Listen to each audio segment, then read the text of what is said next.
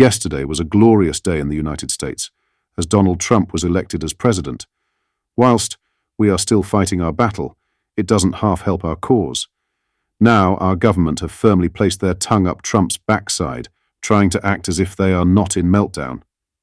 Lammy, well, he's not going to be in a good place after his comments, but it's interesting to see the backtracking already in motion in Parliament. In today's video, we have a clip of Donald Trump Jr. being asked about the Labour government, and it's safe to say the relationship is already off to a horrible start, from Labour concerns. Grab your popcorn and let's watch this mess unfold. But first, hit the like button and subscribe to the channel and join our fast-growing community.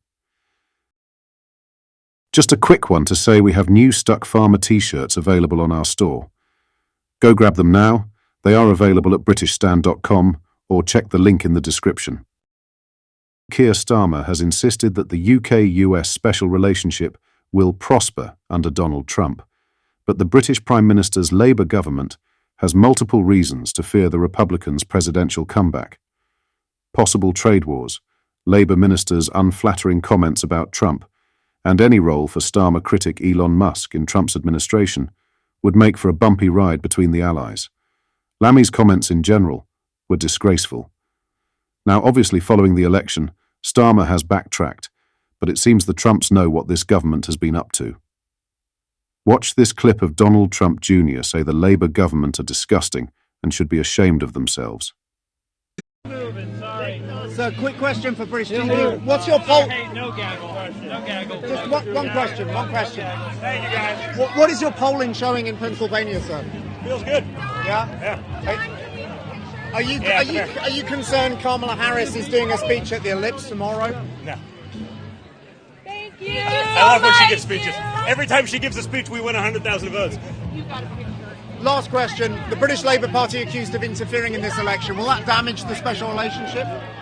It's certainly not a great start because it's clear what they're doing, and it's absolute lunacy what I see going on in the UK right now when they're jailing people for misgendering someone. I mean, it's honestly disgusting, and they should be ashamed of themselves. Appreciate your time. Thank you. So yes, they can backtrack all they want, but Trump knows exactly what they are all about and what they stand for. It's going to be extremely enjoyable to watch this relationship unfold. What are your thoughts on this? Let me know in the comments. In some other news, the son of a farmer who took his own life over fears of an inheritance tax hike in Labour's budget has said his father didn't want the tax man to ruin his farm and threaten its future. John Charlesworth was found dead on his farm near Barnsley last Tuesday, the day before the budget, which imposed inheritance tax liabilities on farms.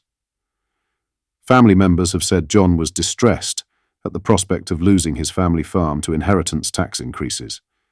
His son Jonathan wrote a social media post which was widely shared online, describing his father's death as the human cost of government policy or potential government policy.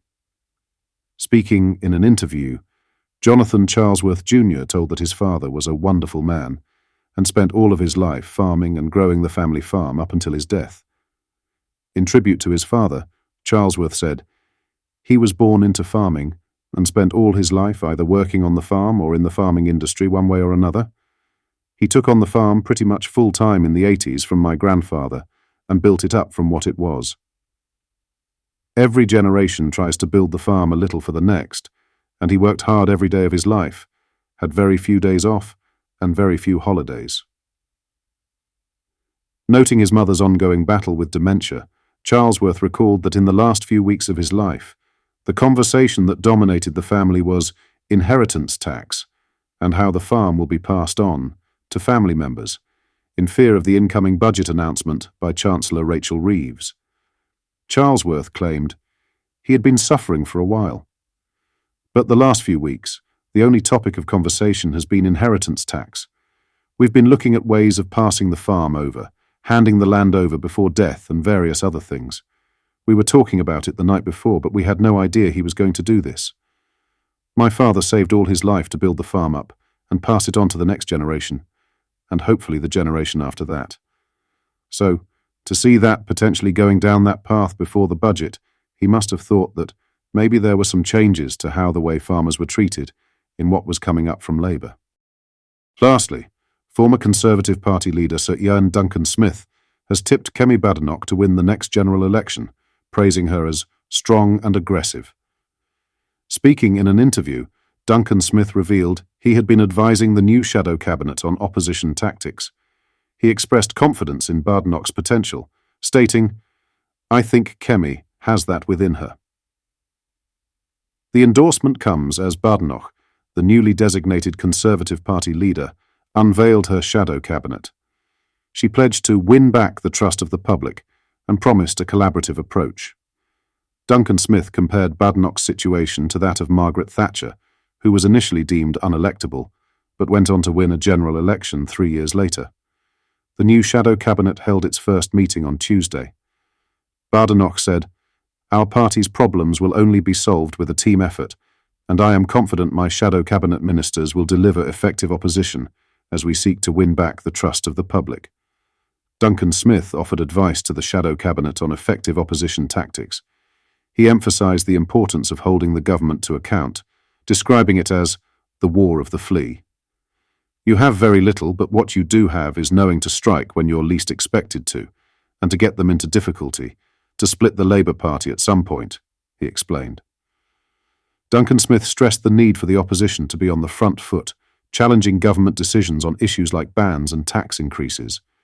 He highlighted the current government's low initial poll ratings, contrasting it with the Blair government he faced in opposition. This government only started at 33% in the poll, which is pretty low. In fact, I think it's the lowest ever, Duncan Smith noted. Sir Ian Duncan Smith also cautioned the government against excessive banning policies. He urged careful consideration of public opinion before implementing bans. "When you get into banning things, there has to be some pretty clear evidence that there is harm, and that is what the public think," Duncan Smith said. He specifically addressed proposals to ban smoking in pub gardens and regulate vaping. The former Conservative leader called the pub garden ban utter nonsense, due to it being in open air. Regarding vaping, Duncan Smith acknowledged the variety of products available, but emphasized the need for clear evidence of harm before imposing restrictions. "I would tread carefully, if I was the government," he advised, reminding that the public are taxpayers and voters whose views should be taken into account. What are your thoughts on what we discussed in today's video? Let me know down in the comments section below. If you've not yet already, make sure you do drop a like on this video and subscribe to the channel for more British political content. Thank you, take care, goodbye.